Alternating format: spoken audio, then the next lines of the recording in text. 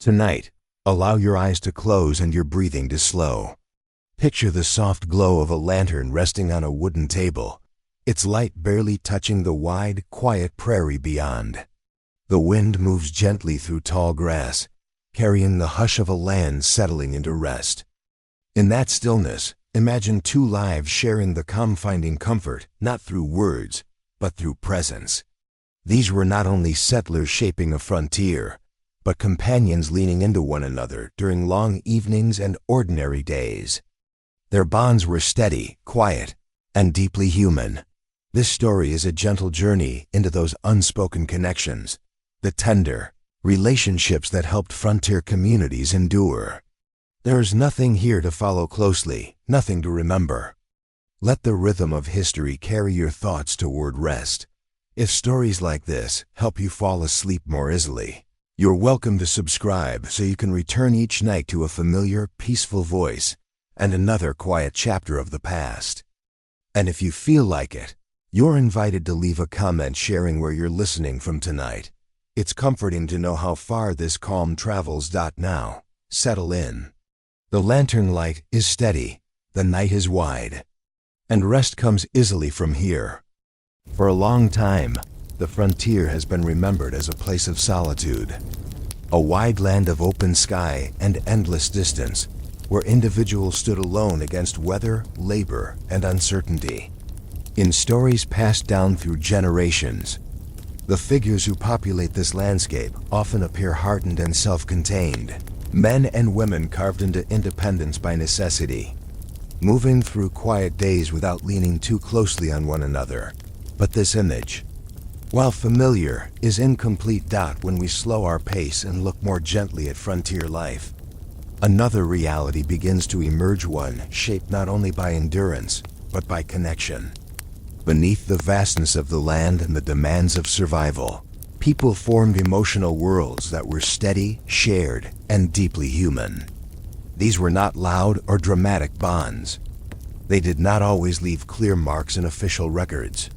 Yet they existed quietly, woven into daily routines and long evenings, offering warmth where the environment often felt spare. Frontier life required presence.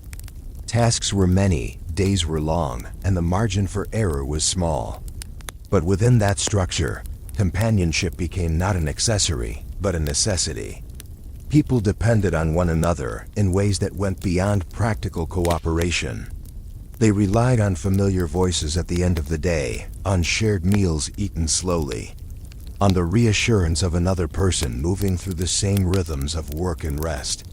Even when homesteads sat miles apart, isolation was rarely complete. The land may have been open, but lives intersected often enough to form a sense of continuity. Neighbors knew one another's routines.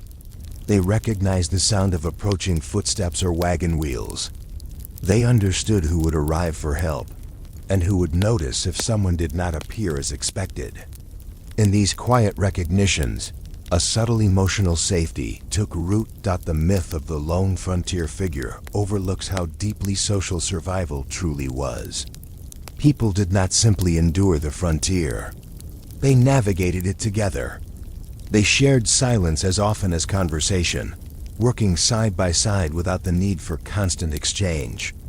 This kind of companionship did not demand expression. It rested comfortably in familiarity. As evenings settled in, homes grew quieter. Lamps were lit, tools were set aside.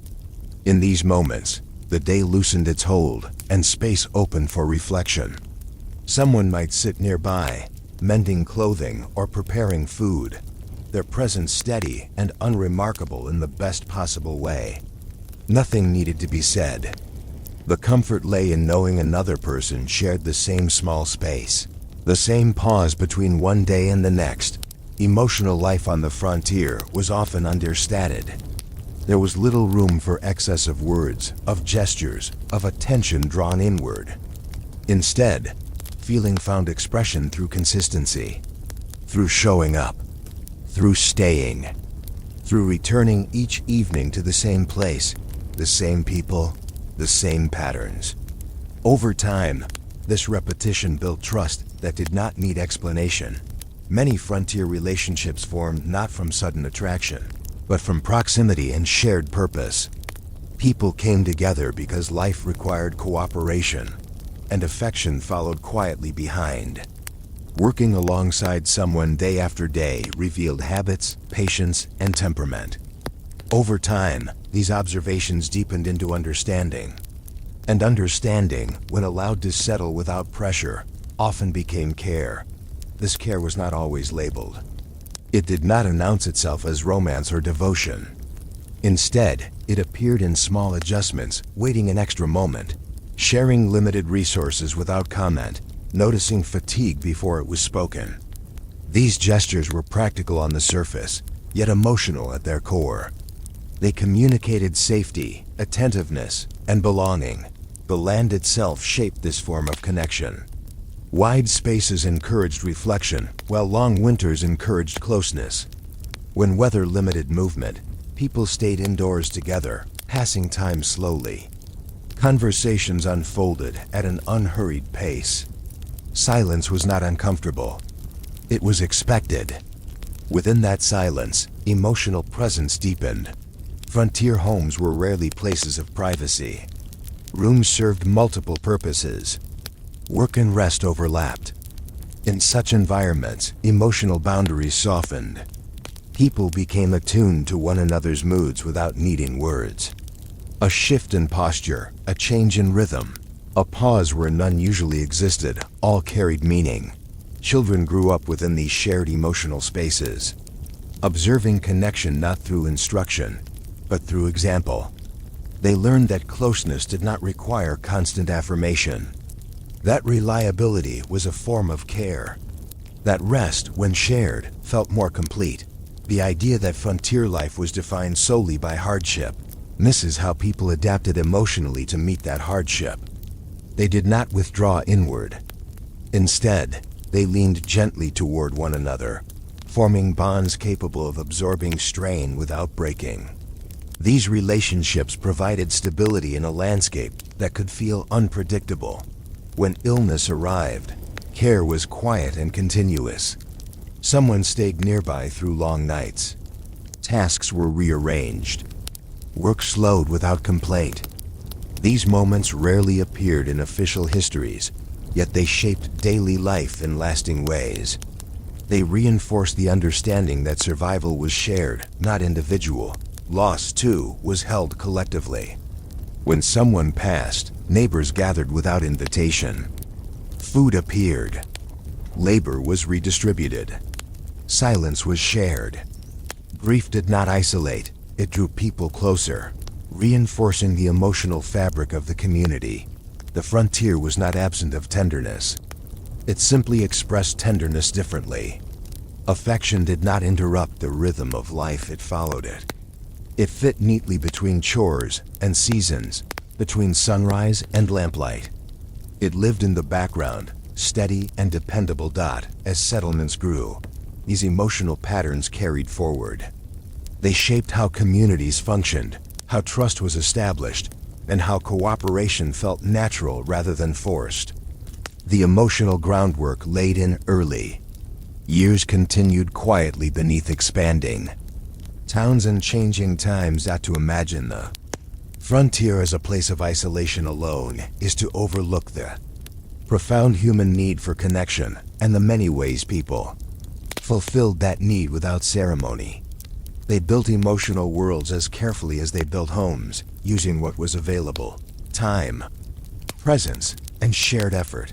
Tonight, as you rest, you might let go of the image of the solitary figure against the horizon. In its place, allow a gentler picture to form of people moving through wide landscapes together, their connections steady and unspoken. A reminder that even in the most demanding environments, companionship finds a way to settle in softly. The frontier was wide, yes, but it was never empty. And rest, like connection, has always arrived more easily when shared. Affection on the frontier did not announce itself. It did not arrive with ceremony, raised voices, or dramatic turning points. Instead, it appeared gradually, almost unnoticed at first, shaped by the steady demands of labor, the persistence of weather, and the long distances that defined everyday life. In places where survival required attention and effort, feeling learned to move quietly. The land itself set the tone. Mornings arrived early, often before light had fully settled into the sky. Work waited patiently, unchanged by mood or desire. Fields needed tending. Animals required care. Homes needed constant repair. Within this rhythm, affection found no stage for display. There was simply too much to do. And yet, within that constancy, something gentle took root. People noticed one another first through reliability. Who arrived on time? Who stayed late? Who worked steadily without complaint? These observations mattered more than words. In a world where effort had immediate consequences, dependability became a language of its own. Over time, trust grew not suddenly, but through repetition. Affection often began with shared labor. Two people lifting the same beam, walking the same path at day's end, sitting nearby while hands stayed busy. These moments were ordinary, unremarkable, and therefore safe. There was no pressure to define what they meant. They simply existed, returning day after day until familiarity felt natural. Weather played its part as well. Storms arrived without warning. Heat lingered. Cold stretched long into evenings. When conditions turned difficult, people stayed closer. Work slowed. Movement narrowed. Within these enforced pauses, presence became more noticeable. The quiet companionship of sitting near another person while the wind moved outside offered a subtle comfort that required no explanation. Distance shaped affection by stretching time. When neighbors lived far apart, encounters were fewer, but often more meaningful. A visit was not rushed. A conversation unfolded slowly. Silence filled the spaces between words without urgency. These unhurried moments allowed people to become known gradually. Without performance, there were no elaborate rituals to guide emotional beginnings. Courtship, where it existed, blended seamlessly into daily life. A shared meal. An extra hand offered without being asked. A task completed together more efficiently than alone. These were not gestures meant to impress. They were practical, and precisely because of that, they carried weight. Affection revealed itself through small attentions. Remembering preferences. Anticipating needs. Adjusting pace to match another's rhythm. These acts did not interrupt the day, they supported it. Over time, they created a quiet sense of being seen, of mattering within the flow of work and rest. Words, when used, were simple. There was little room for emotional elaboration. Feelings were not discussed at length. Instead, they were embedded in action. A chair pulled closer to the fire. A blanket shared. A pause taken to wait for someone to finish before moving on. These moments carried meaning without requiring interpretation. The absence of drama did not lessen the depth of connection. In many ways, it strengthened it. Without the pressure to define affection, it was allowed to grow at its own pace. There was no expectation of intensity, only continuity. And continuity, over time, proved enough. Labor created shared memory. Fields remembered footsteps. Homes remembered hands. Tools carried marks of repeated use. In these spaces, relationships became part of the landscape itself. Affection settled into place alongside familiar routines, becoming as reliable as the work that surrounded it. Evenings offered their own gentle transitions. As light faded, tasks wound down. People gathered indoors or near shelter, letting the day release its grip. These were moments when closeness felt easiest, not because something had changed, but because nothing more was demanded. Sitting together in quiet allowed connection to surface naturally. In these settings, affection did not compete with hardship. It coexisted with it. Hard days did not diminish feeling. They refined it. When energy was limited, attention became more focused. Care expressed itself efficiently, without excess.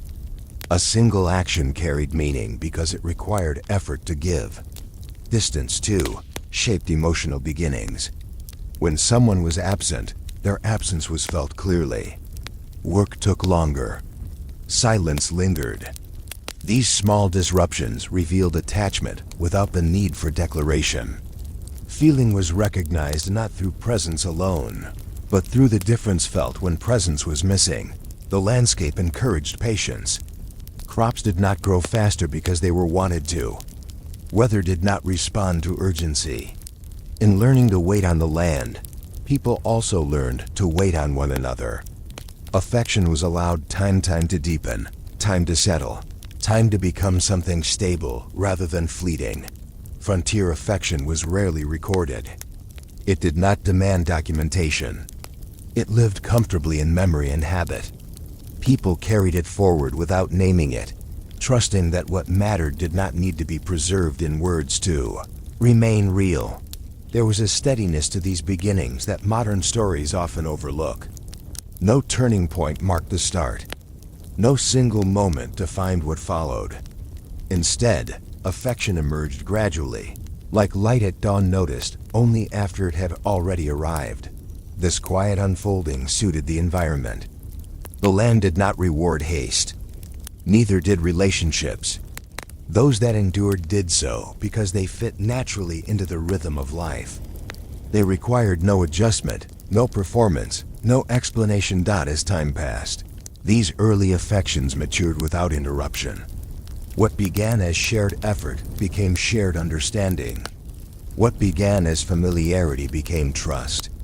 And trust, once established, created a sense of safety that made the hardships of the landscape easier to carry. The frontier was not softened by these connections, but it was made livable. Affection did not erase difficulty. It gave it context. It reminded people that effort was shared, that endurance was mutual, that rest, when it came, could be experienced together. Tonight, as you settle into stillness, you might imagine those early beginnings, quiet, patient, and unremarkable. Lives intersecting not through drama, but through rhythm. Affection forming not in grand moments, but in the steady accumulation of ordinary days. In a hard landscape, softness survived. It moved carefully. It spoke quietly. And it endured. On the frontier, life often unfolded at a distance. Homes stood far apart. Days were spent tending individual plots of land, caring for animals, or managing small trades that required long hours of focused effort. Yet despite this physical separation, people were not meant to live entirely alone.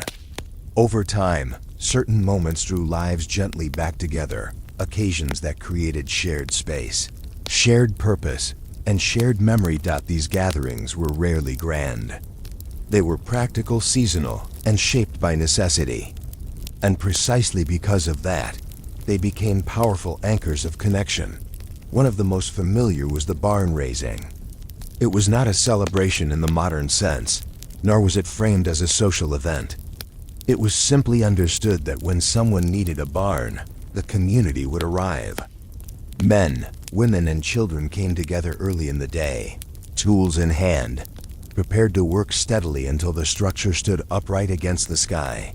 During these long hours, people moved in rhythm. Beams were lifted. Instructions were exchanged quietly. Hands passed materials from one person to the next. There was little room for self-consciousness. Everyone had a role, and every role mattered. In this shared effort, familiarity grew naturally. People learned how others worked, how they responded to strain, how they adjusted when something did not go as planned. Affection did not need to announce itself here. It rested comfortably within cooperation. Standing side by side, pausing together for water, sharing the weight of a task, these moments allowed connection to form without attention being drawn to it. By the end of the day, the barn stood, but something else had been built as well. A quiet sense of belonging. Shared meals followed naturally from such work. Food was prepared in advance, often simple and filling. There was no concern for presentation. The goal was nourishment and rest. People gathered wherever space allowed, on benches, on the ground, along makeshift tables. Conversation unfolded slowly, interrupted easily by laughter, silence, or the simple pleasure of eating after effort. These meals created a gentle intimacy. Sitting together in a circle or long line, people faced one another without urgency.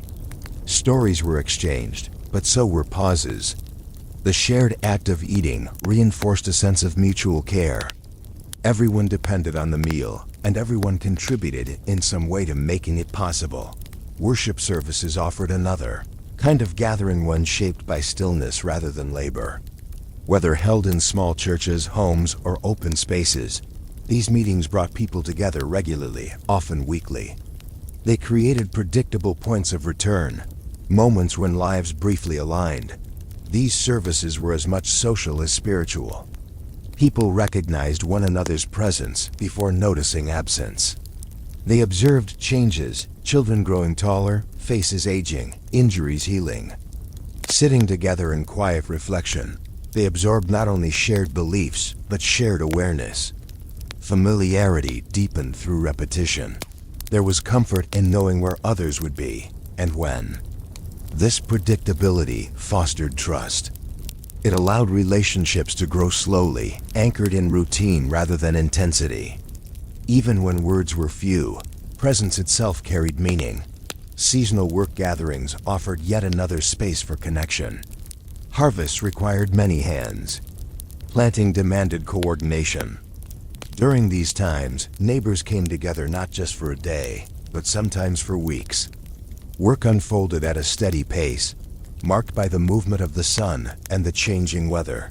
These extended periods of shared labor allowed relationships to deepen gradually. People worked, rested, and returned to work again. Familiarity emerged not from conversation alone, but from shared exhaustion, shared satisfaction, and shared rhythm. Over time, people learned when to speak and when silence felt more appropriate. In these gatherings, affection grew quietly. It did not interrupt the task at hand. Instead, it lived within it. A glance exchanged during a pause. An understanding smile when a job was finished well. An extra moment spent helping someone complete their portion of the work. These small acts accumulated meaning without drawing attention to themselves. Children, too, moved freely within these spaces. They observed adults interacting naturally, learning through example how connection formed through cooperation. They saw care expressed not through instruction, but through action, through waiting, helping, and sharing. The frontier did not encourage isolation during these moments. In fact, it required togetherness. Work was safer and more efficient when done collectively. And in meeting these needs, people found emotional benefit alongside practical success. These gatherings softened the edges of distance. They reminded individuals that while daily life might be solitary, they were part of something larger. A network of people who recognized one another, who remembered past efforts, and who would return again when needed. Even disagreements, when they arose, were managed within this shared framework. The need for cooperation encouraged patience. Conflicts were often set aside in favor of completing the task. Over time, this reinforced the idea that relationships were not fragile things easily broken, but steady structures capable of holding strain. As years passed, these gatherings became part of collective memory. People remembered not just the work accomplished, but the feeling of being together. The sound of voices blending, the rhythm of coordinated movement, the quiet satisfaction of effort shared and completed. For many, these moments stood out more clearly than individual achievements. They represented balance between independence and reliance, between solitude and connection. They offered reassurance that even in a wide and demanding landscape, human closeness had a place. When night fell after such days, homes felt warmer. The quiet carried a sense of completion. Knowing others were nearby, resting as well, allowed the body to release tension more easily. Sleep arrived with less resistance. Tonight, as you listen, you might imagine one of these gatherings, unhurried, practical, and calm. People coming together not to be seen, but to help. Familiarity forming naturally in the background. Connection growing without effort, simply because lives overlapped for a while. These were the spaces where relationships began, not with declarations, but with shared purpose. Not with spectacle, but with steady presence. And in that simplicity, something lasting took shape. On the frontier, courtship rarely followed a script. There were no clearly marked beginnings, no formal invitations, and no expectations of dramatic expression. Instead, affection developed quietly, folded into daily routines, and shaped by the practical needs of life. In a place where time and energy were carefully spent, relationships formed without ceremony. Guided more by presence than by words, people did not set out to court one another in the way later generations might recognize. There were no designated hours for romance, no elaborate plans, no clear separation between work and personal life. Everything overlapped. Tasks, rest, conversation, and connection shared the same limited space. Within this overlap, feeling emerged naturally. Courtship often began with familiarity. Two people might see one another regularly at shared work, gatherings, or routine errands. Over time, they learned one another's habits. Who preferred quiet in the morning? Who worked steadily through fatigue? Who noticed details others overlooked? These observations accumulated slowly, creating a sense of knowing that felt solid and unforced. There was little need to declare interest. Affection showed itself through consistency, showing up again, offering help without being asked, adjusting one's pace to match another's. These actions spoke clearly in an environment where reliability mattered more than charm. Gifts, when exchanged, were practical. A tool repaired, food shared. A small item offered that eased daily labor. These gestures were not symbolic in a romantic sense, but they carried meaning precisely because they were useful. They demonstrated attention, care, and an understanding of another person's life. Conversation, too, was shaped by circumstance. Words were often few, chosen carefully, and delivered without flourish. Silence was not awkward. It was expected. Sitting together without speaking allowed comfort to grow without pressure. In these quiet moments, people learned how it felt to share space, an important measure of compatibility in a life that offered little escape from proximity. Courtship unfolded in motion rather than stillness. Walking together between tasks, working side by side, traveling short distances for shared purposes. These moments provided opportunities for connection without separating affection from responsibility. Relationships developed within the same framework that sustained daily life. There was no rush to define what was happening. Labels mattered less than experience. People allowed relationships to evolve naturally, observing how partnership felt over time. This patience reduced uncertainty. Instead of imagining a future, people tested it quietly through shared routines. Frontier life rewarded steadiness. Those who moved too quickly often found themselves unprepared. Courtship followed the same logic. Gradual connection allowed trust to deepen without disruption. It reduced risk, not just emotional, but practical. Choosing a partner was not merely a personal decision. It affected work, home, and community. Families and neighbors often noticed these quiet pairings before the individuals involved acknowledged them openly. Shared presence became visible through patterns: who arrived together, who worked near one another, who lingered after tasks were complete. Recognition came not through announcement, but through observation. Despite this visibility, there was little public discussion. Privacy existed not through separation, but through discretion.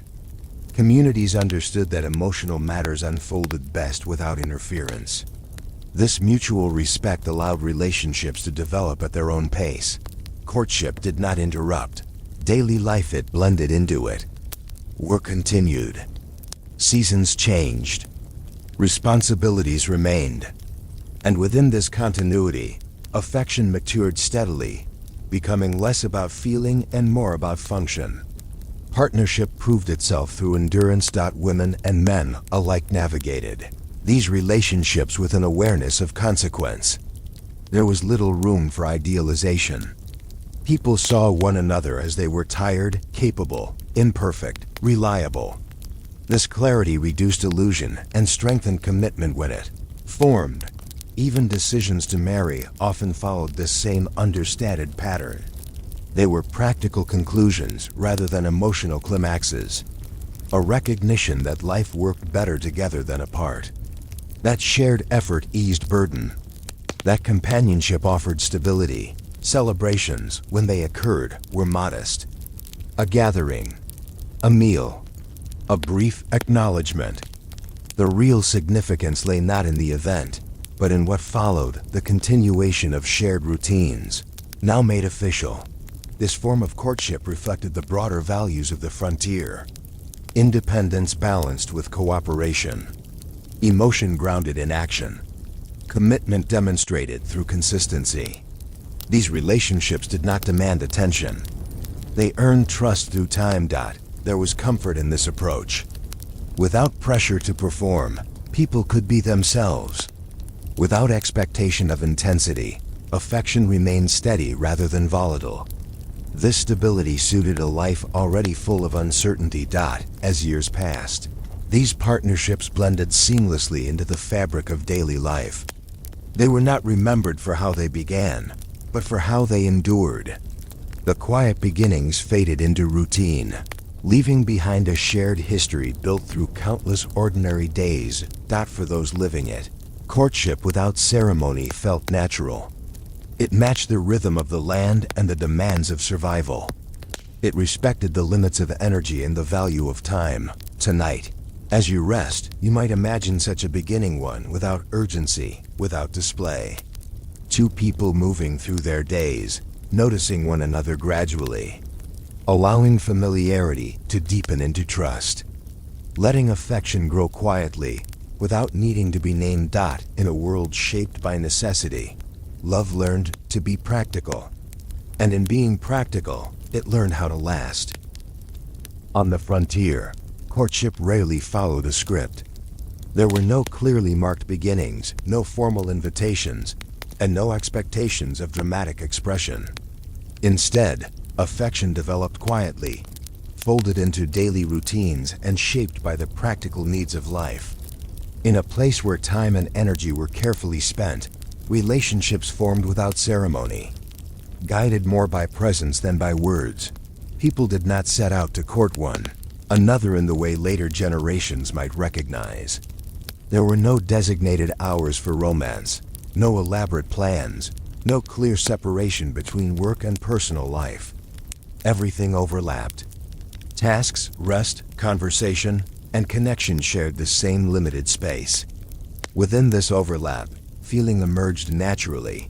Courtship often began with familiarity. Two people might see one another regularly at shared work, gatherings, or routine errands. Over time, they learned one another's habits. Who preferred quiet in the morning? Who worked steadily through fatigue? Who noticed details others overlooked? These observations accumulated slowly, creating a sense of knowing that felt solid and unforced. There was little need to declare interest. Affection showed itself through consistency, showing up again, offering help without being asked, adjusting one's pace to match another's. These actions spoke clearly in an environment where reliability mattered more than charm. Gifts, when exchanged, were practical. A tool repaired, food shared, a small item offered that eased daily labor. These gestures were not symbolic in a romantic sense, but they carried meaning precisely because they were useful. They demonstrated attention, care, and an understanding of another person's life. Conversation, too, was shaped by circumstance.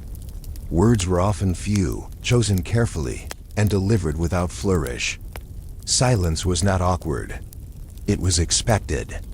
Sitting together without speaking allowed comfort to grow without pressure.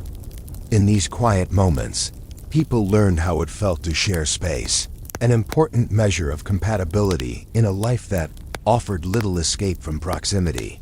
Courtship unfolded in motion rather than stillness. Walking together between tasks, working side by side, traveling short distances for shared purposes. These moments provided opportunities for connection without separating affection from responsibility. Relationships developed within the same framework that sustained daily life. There was no rush to define what was happening. Labels mattered less than experience. People allowed relationships to evolve naturally, observing how partnership felt over time. This patience reduced uncertainty. Instead of imagining a future, people tested it quietly through shared routines. Frontier life rewarded steadiness. Those who moved too quickly often found themselves unprepared. Courtship followed the same logic. Gradual connection allowed trust to deepen without disruption. It reduced risk, not just emotional, but practical. Choosing a partner was not merely a personal decision.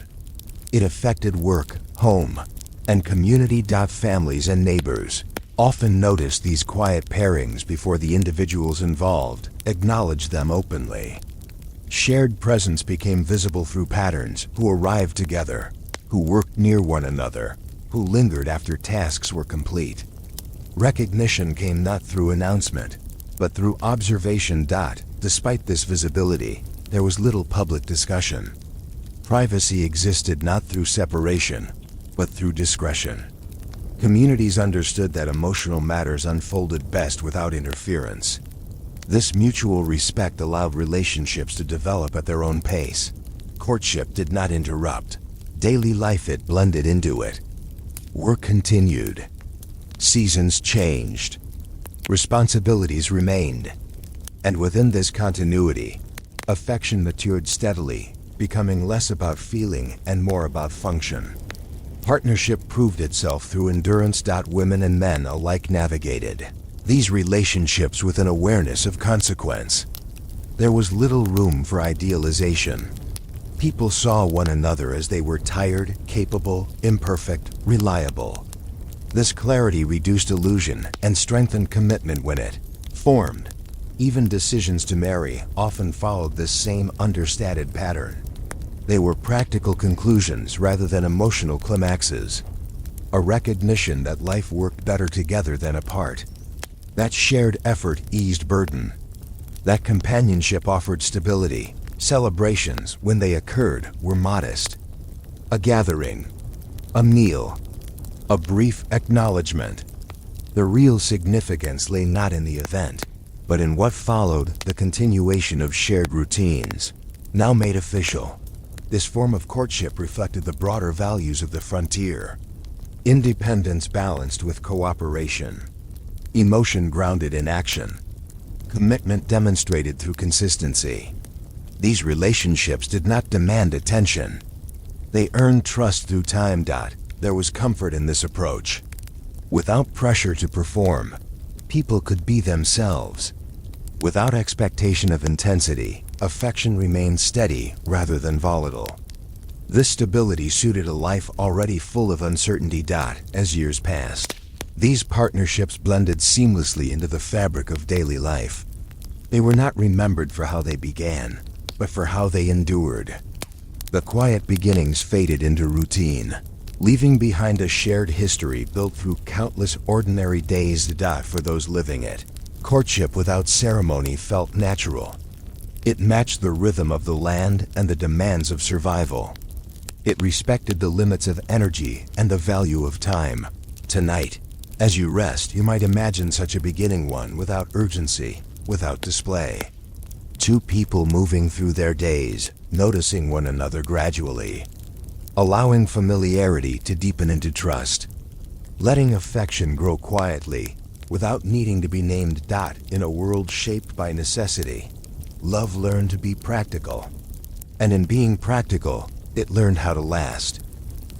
On the frontier, partnership often began not with intention, but with circumstance. Life required more than one set of hands. The land demanded steady attention, and survival depended on shared effort. In this environment, people came together first out of need, and only later discovered the quiet depth that cooperation could become. The early days of many frontier relationships were practical above all else.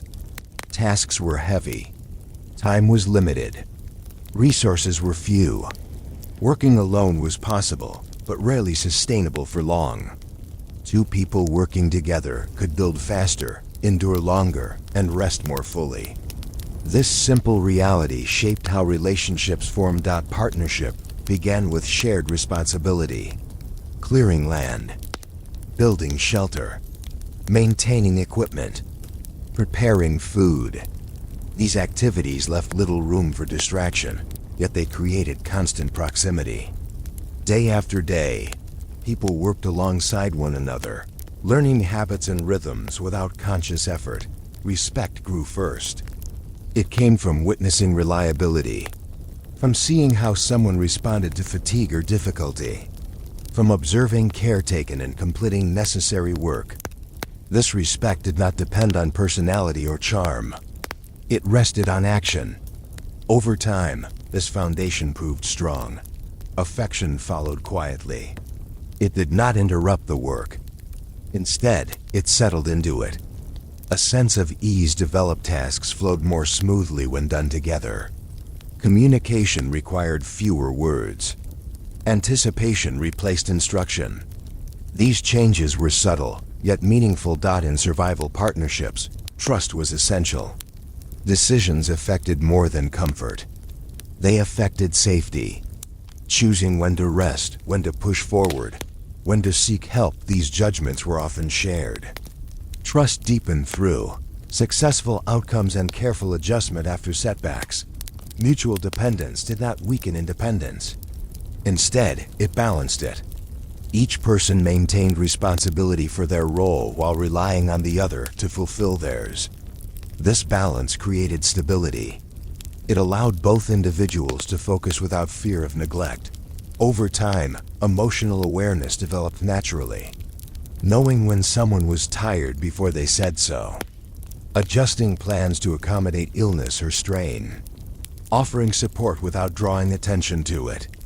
These acts strengthened the partnership without formal acknowledgement. Frontier life did not encourage emotional display. Feelings were not discussed openly, yet they were felt deeply. Care was expressed through presence and consistency rather than words. In this context, affection felt secure rather than fragile. Many partnerships evolved gradually.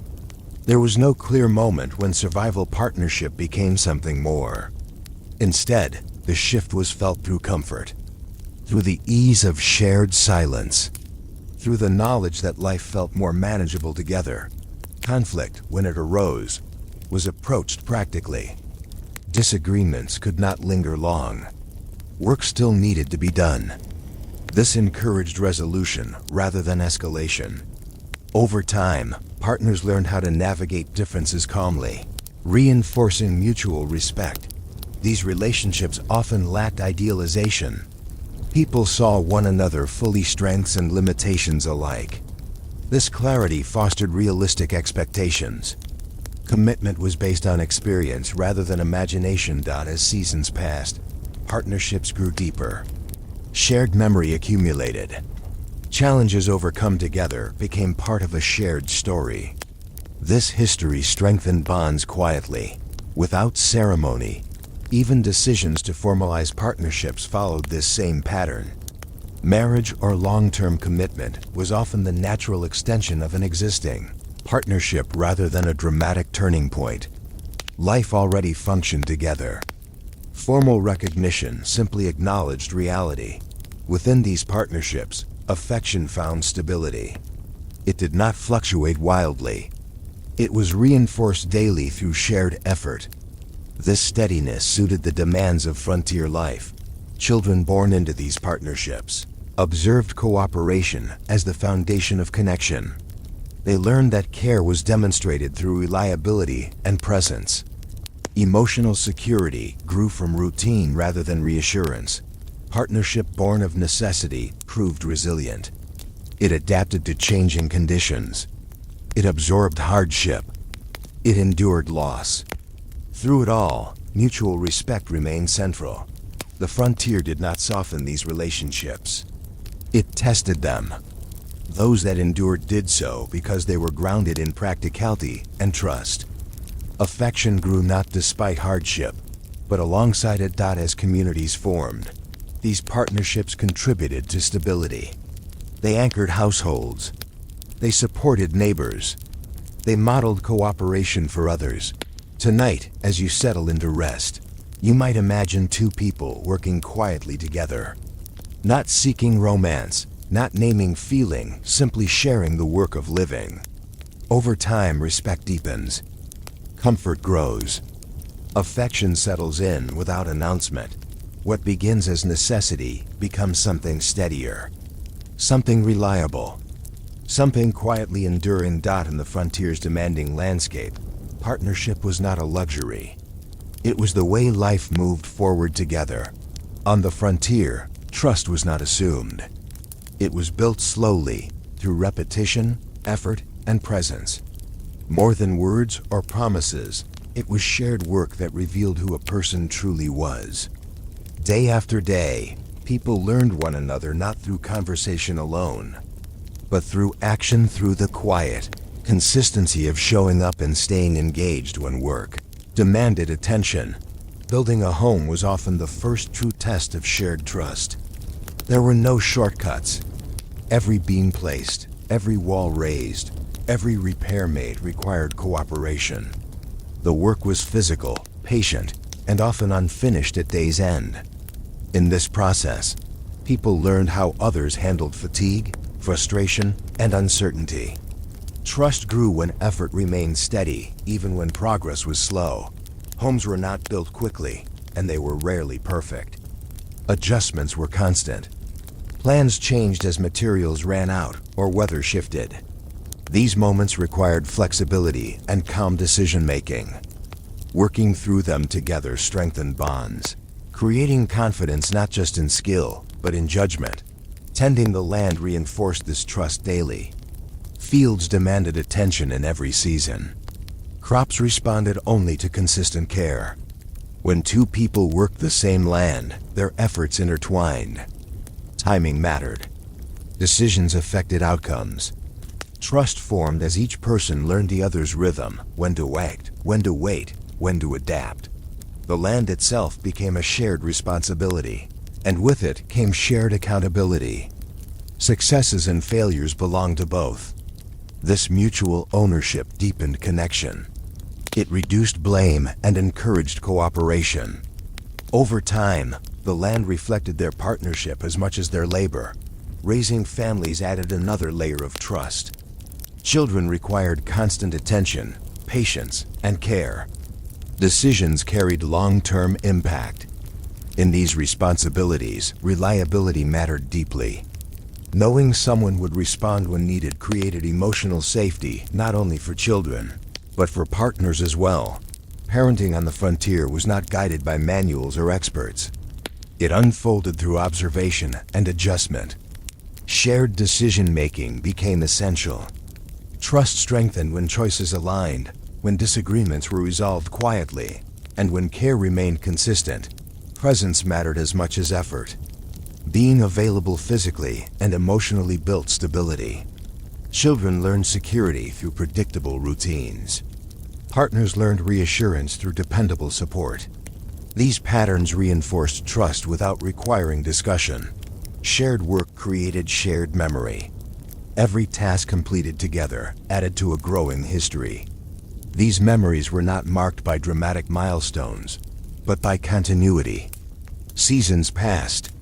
Children grew. Homes aged. Through it all, shared effort remained constant. In this environment, trust was reinforced daily. It was not fragile. It did not depend on mood or circumstance. It was embedded in routine. When someone knew their partner would rise each morning, tend the land, care for the home, and respond when needed, trust felt natural rather than earned. Even in moments of strain, shared work provided grounding. When illness or hardship disrupted routine, partners adjusted together. Responsibilities shifted without complaint. This adaptability strengthened bonds, demonstrating that trust extended beyond ideal conditions. Communication within these partnerships was often minimal. Words were efficient. Understanding came from familiarity. Knowing how someone preferred to work, rest, or approach a problem reduced the need for explanation. This quiet understanding created ease. Over time, affection grew alongside trust. It was not separate from work. It was expressed through it. Helping without being asked. Noticing when rest was needed. Adjusting plans to ease burden. These actions conveyed care more clearly than words. Shared work also created shared silence. Long hours passed without conversation, yet these silences were comfortable. They signaled trust. They allowed thoughts to settle. Being able to share silence without discomfort was a sign of deep connection. Communities recognized these partnerships through observation rather than declaration. Who worked well together, who relied on one another, who moved through tasks with ease. These partnerships became models of stability within the community. As years passed, shared work shaped identity. People were known not only as individuals, but as part of a pair or family unit. Their reliability extended beyond the household, contributing to collective trust within the settlement. Children raised within these environments absorbed these values naturally. They learned that trust was built through action, that care was demonstrated through consistency, that presence mattered more than display. The frontier did not allow trust to form quickly. It required proof over time. But once established, it was strong. Shared work ensured that trust was renewed daily, reinforced by routine rather than promise. Tonight, as you rest, imagine the quiet rhythm of shared effort. Hands working side by side. Tasks completed steadily. A home built slowly, not just from materials, but from trust accumulated over time. In shared work, people found more than productivity. They found reliability. They found presence. And from that presence, trust grew naturally. On the frontier, trust was not spoken. It was lived one ordinary day at a time. On the frontier, love rarely stood apart from daily life. It did not interrupt routines or demand special attention. Instead, it settled quietly into the rhythm of ordinary days, becoming part of the steady flow of work, rest, and repetition. Affection lived not in moments set aside, but in moments returned to again and again. Days often began the same way. Light crept in slowly. Bodies rose from rest with familiar movements. Tasks waited patiently, unchanged by weather or mood. In this predictability, affection found its place. It appeared in the shared understanding of what needed to be done next, and who would do it. Repeated tasks became a language of care. Preparing meals, tending animals, maintaining tools. Each action carried familiarity. When these tasks were shared, they created quiet synchronization. People moved together without discussion, anticipating one another's needs through habit rather than instruction. Love expressed itself through reliability. Knowing someone would be present when the day began and still nearby when it ended created a sense of ease. There was comfort and predictability in the steady return to one another after hours. Spent apart in separate work, familiar habits shaped connection. The way someone preferred their coffee or meal, the order in which chores were completed, the time of day when rest felt necessary. Remembering and respecting these patterns required attention, and that attention was a form of affection. Silence played an important role. Many hours passed without conversation. Words were not always needed. Silence allowed thoughts to settle and energy to conserve. Sharing silence comfortably was a sign of trust. It meant there was no pressure to fill space or perform emotion. In these quiet hours, people became deeply attuned to one another. A change in pace was noticed. Fatigue was recognized before it was spoken. Comfort was offered without announcement. This awareness created a sense of being known without explanation. Love also lived in adjustment. Plans shifted gently to accommodate weather, illness, or exhaustion. When one person slowed, the other adapted. These small changes signaled care more clearly than words could. They demonstrated attentiveness without drawing attention to it. Ordinary days repeated themselves with slight variations. Seasons changed. Tasks evolved. Yet the underlying rhythm remained steady. Within this continuity, affection deepened naturally. There was no need to define it or protect it from disruption. It was reinforced through repetition. Meals were often simple, but they marked important pauses. Sitting together, eating slowly, allowed the body to rest. Conversation might surface briefly, then fade. The shared pause itself was what mattered. It signaled a moment of togetherness within the larger flow of the day. Evenings brought a different rhythm. Work gradually ended. Light softened. The body released effort. These transitions created space for closeness. Sitting near one another, sharing warmth, allowed affection to surface gently without demand. Love was also present in memory. Repeated days created shared reference points. A familiar field, a repaired fence, a tree planted years before. These markers carried meaning because they were experienced together. They reminded people of how much had been done side by side. Challenges were absorbed into routine as well. Difficult days did not stand apart. They became part of the pattern. Support during these times was steady rather than dramatic. Care was expressed through persistence, continuing to show up, continuing to work, continuing to share space. Children, growing up within these rhythms, learned affection through observation. They saw love expressed not through declarations, but through presence, through patience, through the quiet consistency of adults moving through life together. This form of love did not seek recognition. It did not need to be witnessed or recorded. It existed comfortably within the ordinary. Its strength came from its subtlety. It was difficult to disrupt because it was not dependent on circumstance. Over time, ordinary days accumulated into a shared life. Looking back, there were few moments that stood out individually. Yet together, they formed something solid and enduring. Love became less about feeling and more about belonging. The frontier demanded attention outward toward land, weather, and survival. Love adapted by becoming unobtrusive.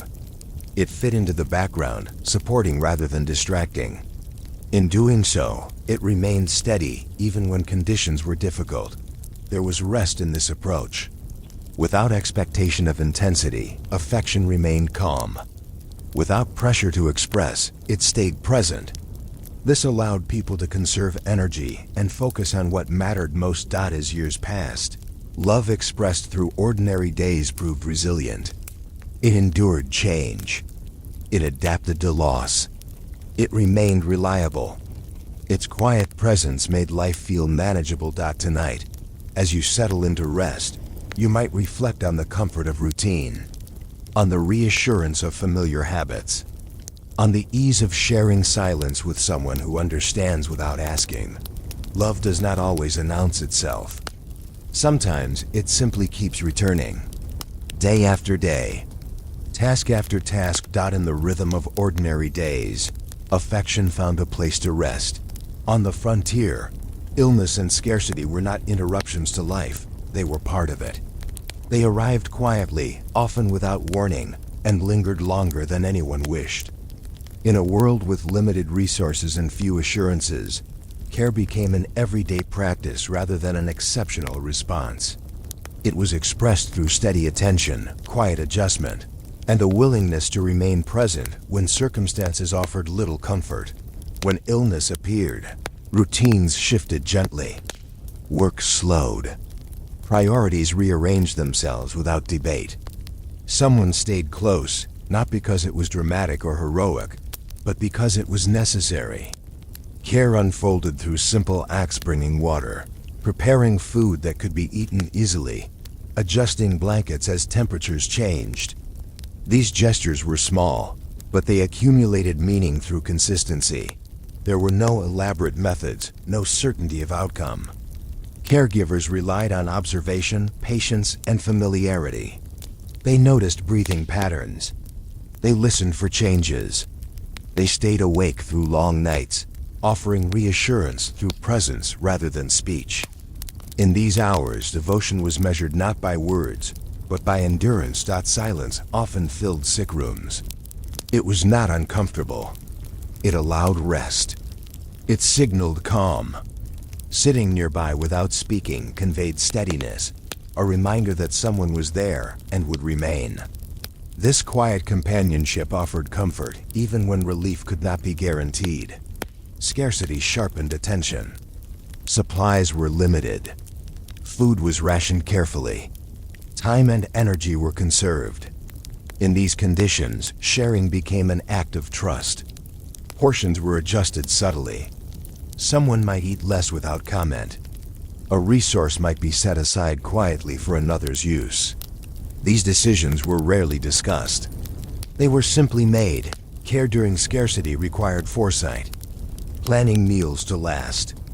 Stretching materials. Choosing which tasks could wait and which could not.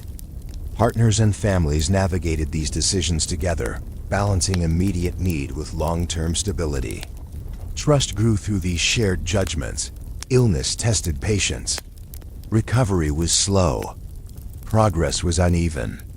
There were setbacks and long periods of waiting.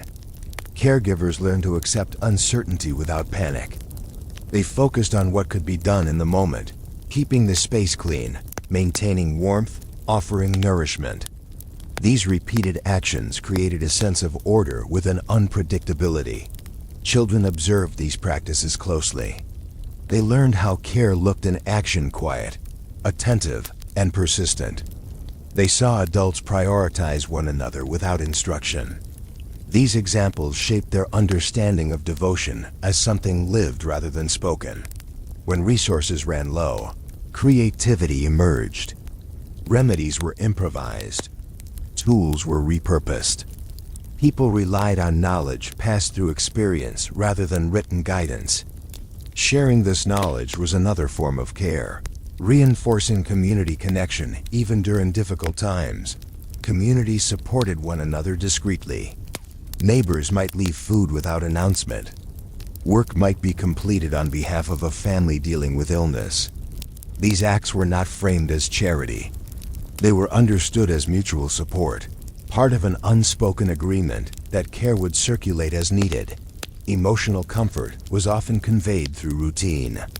Maintaining familiar schedules provided reassurance. Keeping the home running as normally as possible helped anchor those affected by illness. This steadiness reduced fear and reinforced a sense of continuity. Scarcity also required emotional restraint. Anxiety was present, but rarely expressed openly. People focused on action rather than worry. This approach preserved energy and reduced strain on those already burdened. Care was given calmly, without drawing attention to difficulty.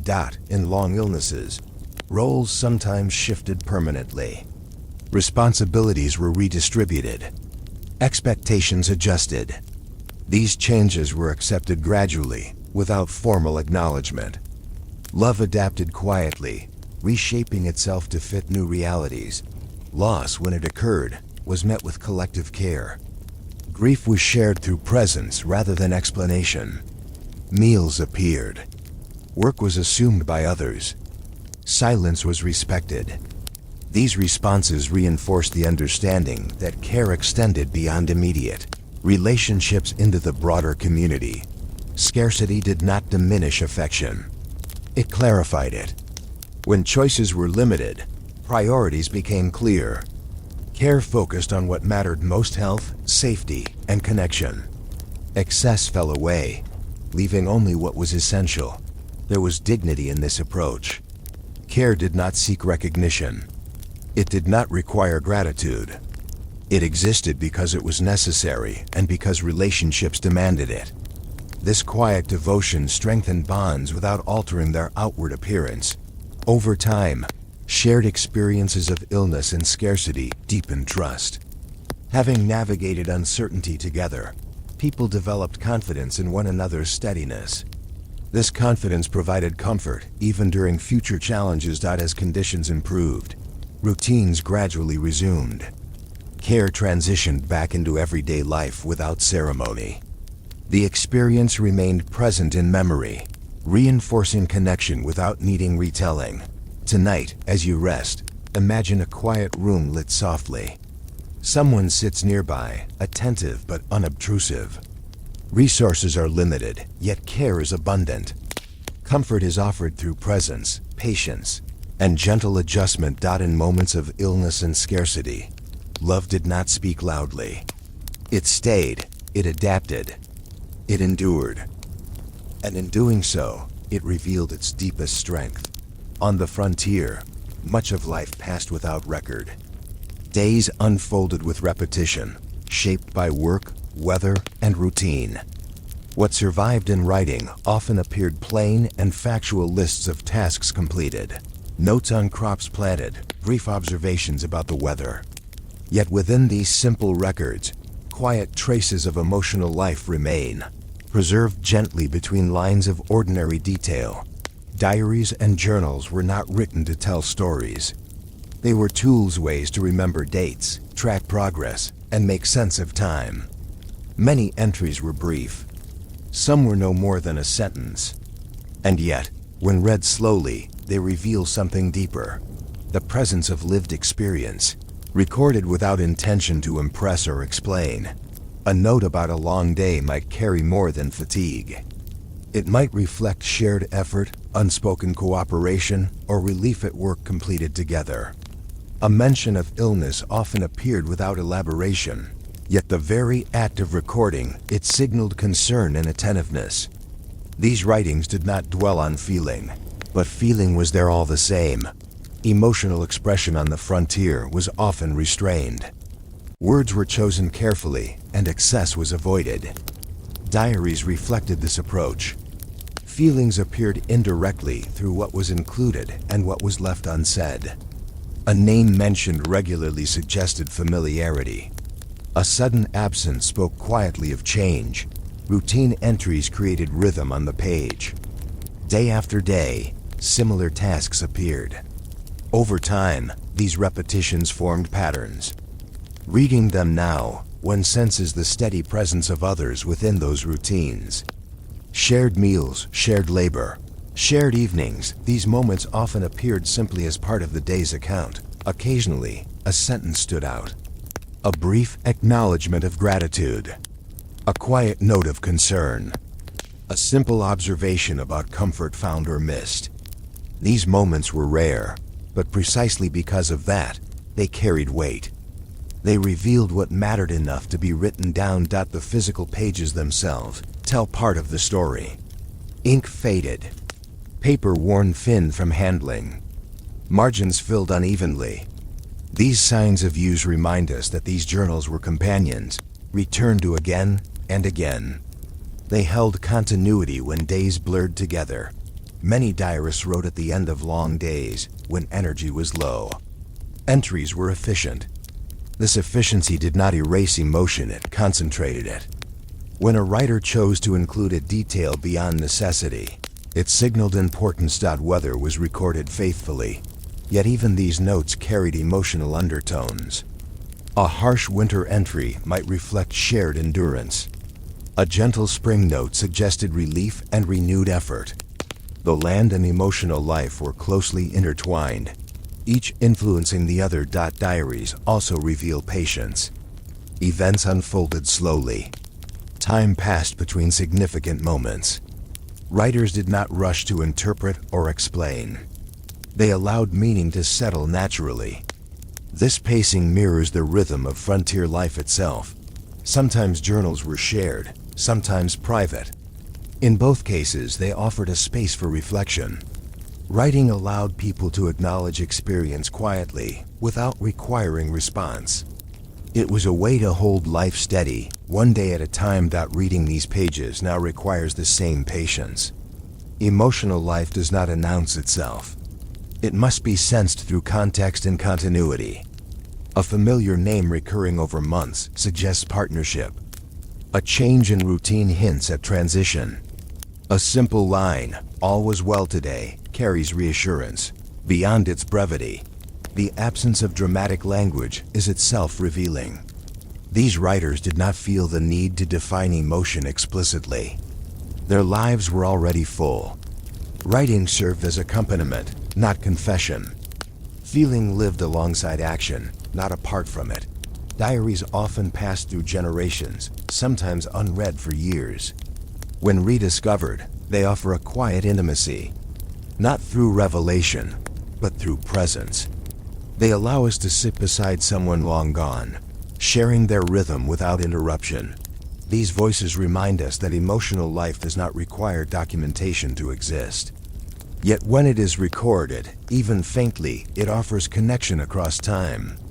A brief note becomes a bridge, linking past and present through shared humanity. The frontier did not encourage introspection for its own sake, but reflection found its way onto the page nonetheless, embedded within routine. This subtlety preserved authenticity. What was written mattered because it was not performed. As you listen, you might imagine a worn journal resting on a table. Pages turned slowly, ink softened by years.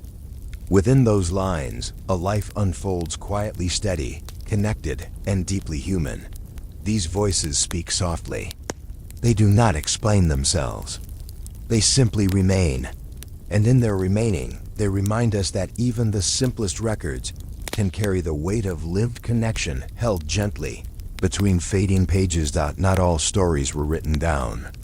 On the frontier, many lives unfolded without leaving a paper trail.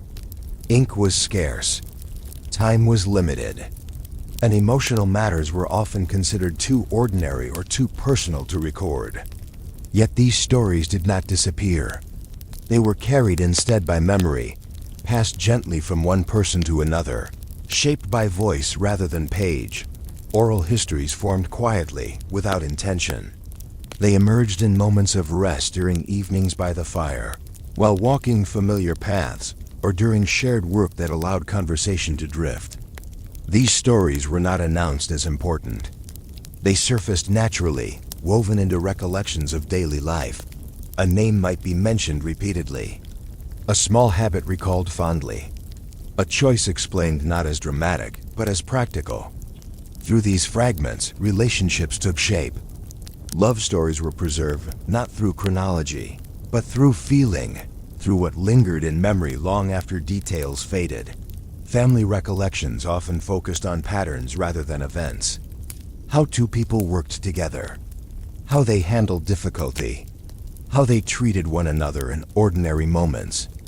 These observations carried emotional truth without embellishment. Children learned these stories indirectly. They absorbed them through repetition, overhearing the same details told quietly over time. These narratives became part of family identity, shaping understanding of connection without formal instruction. Unlike written records, oral stories were flexible. They adapted slightly with each retelling, not to distort, but to emphasize what mattered most. Facts shifted, but tone remained. The essence of the relationship, the steadiness, the care, the shared life stayed intact. These stories often surfaced during moments of comparison. When younger generations faced choices, elders recalled how things had been done before. Advice was rarely abstract. It came through example, through remembered actions rather than explanations. Love stories passed this way were rarely romanticized. They were practical, grounded, and honest. They acknowledged hardship without dwelling on it. They emphasized cooperation, patience, and endurance. In doing so, they offered reassurance that stability was possible even in uncertain times. Memory preserved what ink often ignored. Small gestures, quiet sacrifices, long-term devotion that unfolded without spectacle. These details survive because they were felt deeply, not because they were written carefully. Oral histories also carried community memory. Neighbors remembered one another's partnerships. They recalled who helped whom, who worked well together, who endured loss with quiet strength. These recollections reinforced shared values and collective identity. Time shaped these stories gently. Sharp edges softened. What remained was calm and instructive. The passing of years filtered out urgency, leaving behind steadiness. In this way, memory acted as a form of rest, holding stories without strain. When elders spoke, listeners often sensed that these stories mattered, even if they were told casually. The repetition itself signaled importance. What was remembered repeatedly was what had shaped life most deeply. These stories were rarely framed as history. They were simply how things were. This framing grounded them in lived experience rather than abstraction. It allowed listeners to imagine themselves within the same patterns. Silence also played a role. Not every detail was shared. Some moments were held privately, respected rather than explained. This restraint preserved dignity and allowed listeners to fill gaps gently, without intrusion. Oral histories traveled slowly, like letters once had. They moved through families and communities at a natural pace. This slowness allowed reflection. It gave listeners time to absorb meaning rather than react to it. As generations passed, these stories continued to shape expectations. They influenced how people understood partnership, care, and commitment. They offered quiet templates for living, grounded in experience rather than theory. Tonight, as you rest, you might imagine such a story being told softly. Not for record, not for recognition, just shared in passing. A memory offered without urgency, received without demand. These stories endure because they are carried, not stored. They live in voice, in habit, in understanding. And in their quiet passing, they preserve what mattered most. Some histories are written, others are remembered. And both, in their own way, continue to hold us gently across time. Across the frontier, the land changed constantly. Open plains gave way to wooded hills. Dry stretches shifted into river valleys. Climate, soil, and distance shaped daily life in different ways depending on where people settled. Yet beneath these regional differences, something remained steady. The emotional core of frontier relationships, grounded in reliability, patience, and shared effort, persisted regardless of place. Affection adapted to the land, but it did not transform into something unrecognizable. It remained quiet, practical, and woven into daily routines. What changed was the rhythm through which it expressed itself. In regions where land stretched wide and horizons felt endless, daily life emphasized endurance and planning. Distance between homes meant fewer encounters, but longer ones. Relationships grew slowly, shaped by infrequent visits and extended shared work when people did come together. Affection in these places often revealed itself through anticipation, looking forward to familiar company, and through the comfort felt when separation ended. Where land was more enclosed, with trees or uneven terrain shaping movement, life brought people into closer proximity more often. Paths crossed regularly. Tasks overlapped. Familiarity developed through repetition. Affection emerged through constant presence rather than long absence. Yet even here, emotional expression remained understated, grounded in routine rather than declaration. In regions marked by harsher climates, daily life demanded careful coordination. Weather shaped schedules. Seasons dictated activity. Relationships reflected this necessity. Care was expressed through preparation, ensuring supplies were ready, shelter secure, and routines adaptable. Emotional closeness grew through mutual vigilance and shared responsibility. In milder regions, where work followed gentler seasonal patterns, relationships had more room to breathe. Time allowed for longer pauses, extended conversation, and shared rest. Affection expressed itself through companionship during these quieter stretches. Yet even here, it remained subtle, avoiding excess. Despite these differences, certain patterns repeated across regions. Shared work consistently formed the foundation of connection. Whether clearing land, tending crops, or maintaining homes, cooperation revealed character. Trust developed through action rather than words. This pattern transcended geography. Silence, too, was universal. Regardless of place, people learned to share quiet without discomfort. Silence conserved energy. It allowed attention to remain outward, toward task and environment.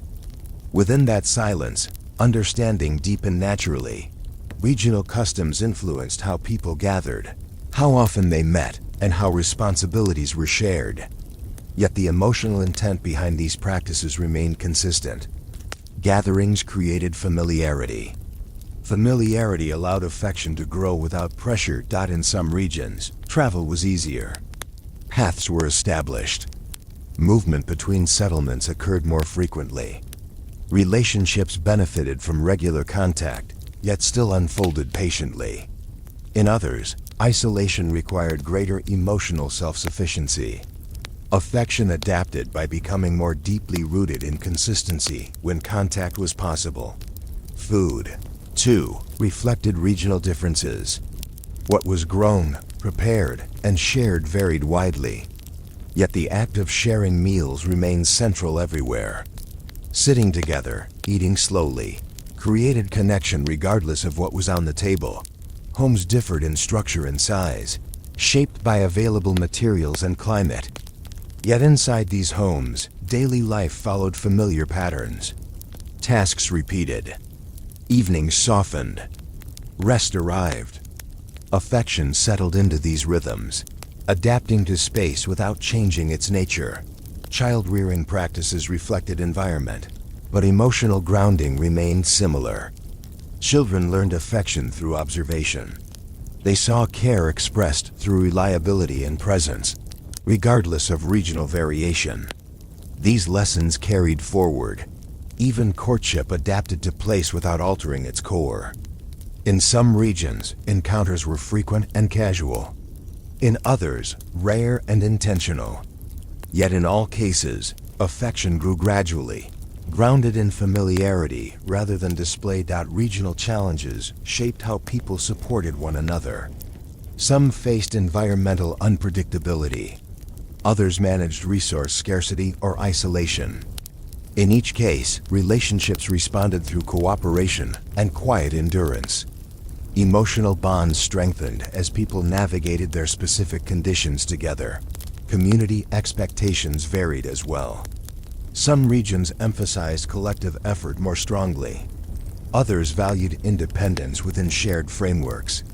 Yet affection found room in both approaches. It adapted without losing its steadiness. Over time, these regional variations contributed to the richness of frontier life. They demonstrated that while circumstances change, human connection remains adaptable. Love did not require uniform conditions. It adjusted its expression without altering its essence. Looking back, it is tempting to categorize frontier relationships by region alone. Yet doing so misses the deeper continuity beneath surface differences. The emotional core trust built through action, affection expressed through routine. Care offered quietly remained consistent across landscapes. Tonight, as you rest, you might imagine moving gently across these varied regions. The land shifts beneath your thoughts, yet the feeling remains familiar. People working together, sharing space, growing close without announcement. Place shaped how life unfolded, but connection shaped why it endured. Across the frontier, affection adapted to the land, and in doing so, proved how quietly resilient it could be. On the frontier, a home was more than a structure.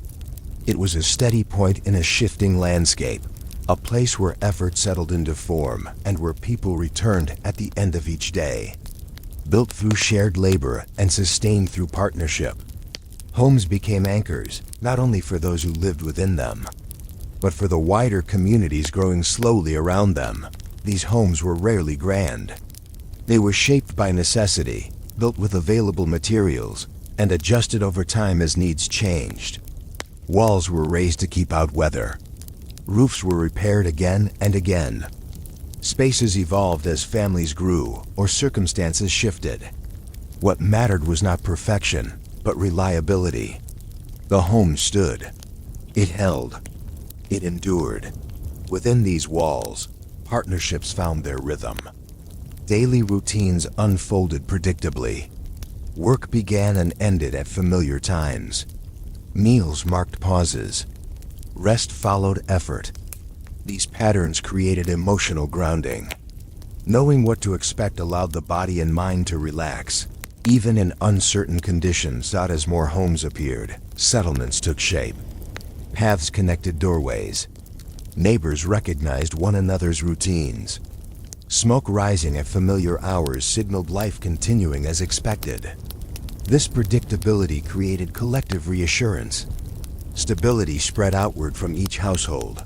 Partnerships within these homes modeled cooperation. Others observed how responsibilities were shared, how challenges were managed, how care was offered quietly. These examples shaped community norms. Emotional steadiness became contagious, reinforcing trust beyond individual relationships. Homes also served as gathering points.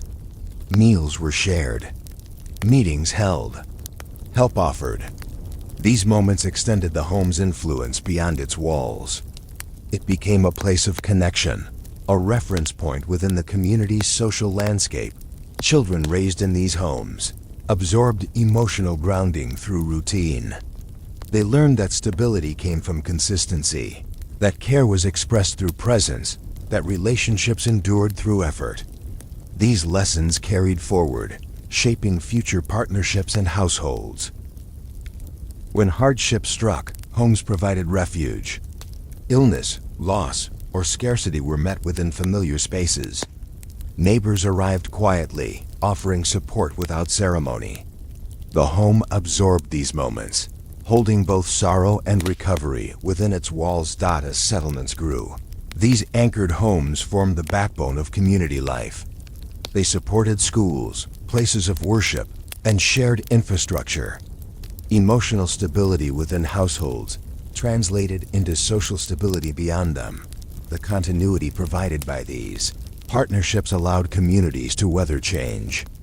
People came and went. Conditions shifted. Yet anchored homes remained, offering reassurance that some things endured. This endurance encouraged investment of time, trust, and care. Homes also preserved memory. They held shared experiences, both ordinary and significant. Over time, these memories layered quietly, creating a sense of belonging that extended beyond individual lifetimes. New generations inherited not just structures, but emotional frameworks. Even as settlements evolved into towns, the influence of these early homes persisted. They shaped expectations of cooperation, responsibility, and mutual care. Emotional grounding remained a core value, even as outward circumstances changed. Tonight, as you rest, imagine a light glowing softly in a familiar window. Inside, routines unfold calmly. Outside, a community rests, anchored by many such homes. Stability spreads quietly, one household at a time. These homes did not announce their importance. They simply remained. And in remaining, they held communities together, steady, grounded, and quietly enduring. Much of what shaped the frontier was never named. There were no plaques marking quiet devotion, no monuments honoring shared effort, no written praise for relationships that endured without attention. And yet, these partnerships shaped daily life in ways that reached far beyond individual households. They influenced how communities formed, how stability took root, and how a nation grew quietly. steadily, without recognition. Frontier relationships were rarely recorded in detail. History tended to notice events, not patterns. It documented conflicts, boundaries, and progress, but overlooked the everyday partnerships that made progress possible. These relationships existed beneath the surface of recorded history, sustaining it without being acknowledged. Romance, as later generations might imagine it, did not always apply. There were no public declarations, no celebrated anniversaries, no expectation of spectacle. Love expressed itself through endurance, through returning to the same work, the same home, the same person day after day. These relationships shaped the land itself. Homes were built and maintained. Fields were cultivated. Roads were kept passable. Children were raised with shared values. None of this occurred in isolation. It required cooperation at the most personal level between partners, whose names often disappeared from the historical record. Communities relied on these partnerships. They provided continuity when populations shifted. They offered models of reliability and care. They anchored social norms that encouraged cooperation rather than conflict. Without them, settlement would have remained fragile, yet recognition was rarely sought. The frontier did not encourage attention to personal lives. Survival demanded focus outward. Relationships adapted by becoming unobtrusive. They supported rather than distracted. In doing so, they remained largely invisible to history. Women's contributions, in particular, often went unrecorded. Emotional labor, care, and management of daily life were essential, yet rarely documented. These efforts sustained households and communities alike, shaping outcomes without leaving signatures. Men, too, expressed devotion through work rather than words. Their reliability, presence, and shared responsibility formed the backbone of partnership. These actions mattered deeply, even if they were not celebrated. Children grew up within these unrecognized romances, absorbing stability and learning cooperation. They carried these lessons forward, replicating patterns of quiet partnership in their own lives. In this way, romance without recognition became a generational force. The absence of written praise, it did not diminish the significance of these relationships. If anything, it preserved their authenticity. They were lived rather than performed. Their value lay in their function, not their visibility. As towns developed and institutions formed, these foundational relationships continued to influence social structure. Trust, cooperation, and mutual care remained central values. Though rarely attributed to individual couples, their origins lay in countless unnamed partnerships. Even as history moved on, these relationships left traces in stable communities, in enduring traditions, in shared expectations of care. Their impact was subtle but pervasive. Tonight, as you rest, consider the quiet strength of lives lived without recognition. Partnerships that shaped a nation not through fame, but through consistency. Love that asked for nothing and gave everything necessary. Romance does not always seek attention. Sometimes it simply sustains. And in sustaining, it leaves a legacy far greater than recognition ever could. As the frontier years slowly fade into memory, one truth remains steady beneath the passing of time. Across landscapes that changed and generations that followed, connection endured. It moved quietly through hardship, adapted to new circumstances, and continued without needing to be named. This constant human connection has always been present, offering steadiness where life felt uncertain. The people of the frontier lived within conditions that demanded resilience. Weather tested patience. Distance required endurance. Daily life asked for effort without guarantee. Yet through all of this, connection persisted. It was not dependent on comfort or ease. It adjusted itself to the shape of reality and remained. Connection did not disappear when times were difficult. Instead, it became simpler. It stripped away excess and focused on what mattered most: presence, reliability, and shared experience. These elements proved stronger than circumstance. They allowed people to feel grounded even when the world around them shifted. As years passed and settlements grew, the forms of connection changed. Homes became towns. Paths became roads. Communication sped up. Yet the underlying need remained the same. People continued to seek understanding, familiarity, and reassurance in one another. The methods evolved, but the impulse stayed constant.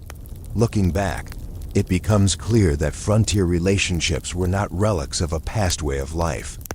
They were expressions of something timeless: the desire to share effort, to rest near someone familiar, to feel understood without explanation.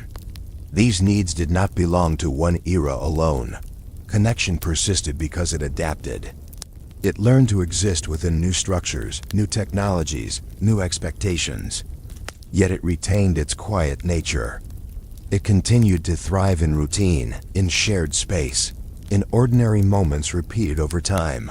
Even now, echoes of these patterns remain.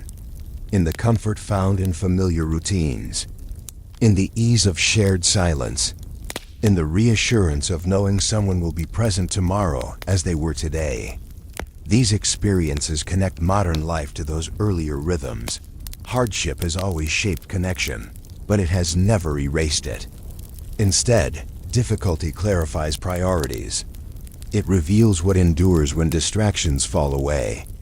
Time and again, what remains is the need for companionship that does not demand attention. Only presence. Change, too, has never eliminated connection. It simply reshaped it. New environments call for new expressions, yet the emotional core stays recognizable. Trust built through consistency. Care offered quietly. Affection expressed through reliability. As generations move forward, they inherit more than stories. They inherit patterns of relating, ways of being with one another that feel natural because they are deeply rooted. These patterns provide comfort, even when their origins are forgotten. Connection does not require acknowledgement to persist. It does not need to be recorded to matter.